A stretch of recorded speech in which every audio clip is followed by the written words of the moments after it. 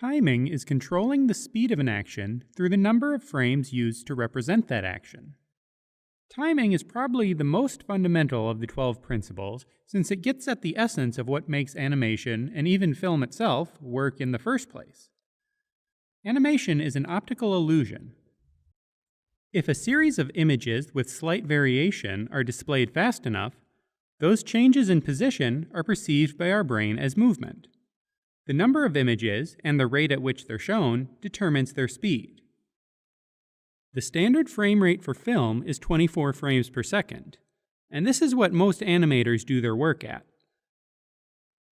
So if you're working at 24 frames per second, and you want an action to take 1 second, it needs to be made up of 24 frames.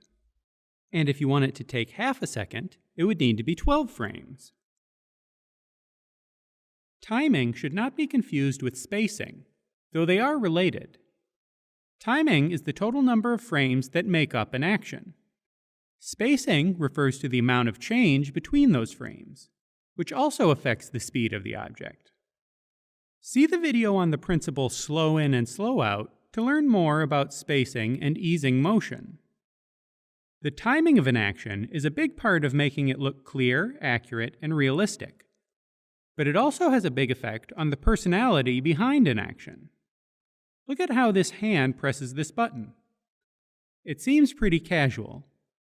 But if we speed it up, it looks angry or panicky. And if we slow it down, it looks apprehensive or nervous.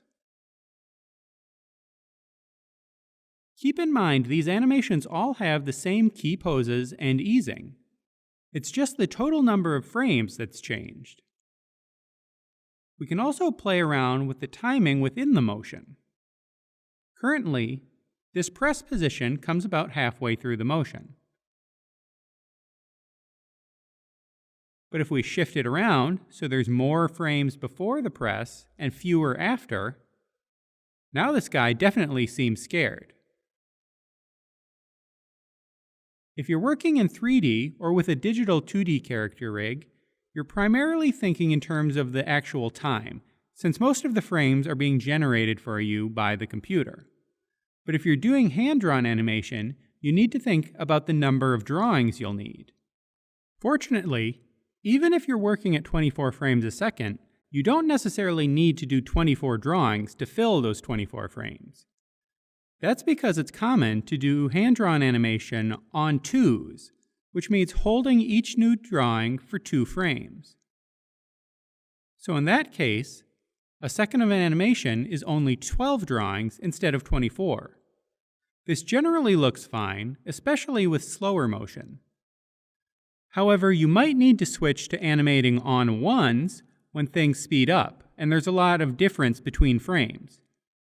You might need those extra drawings to smooth out the motion so it's clearer to the eye. It's easy to mix and match ones and twos, so just look out for any spots that might need an extra in-between frame. It's also typical for higher-end animation, like feature films, to be done entirely on ones, because it almost always looks better, especially when projected on a large screen. Here are some other principles closely related to timing. Feel free to jump to one of those, or just head to the next video. I'll see you there!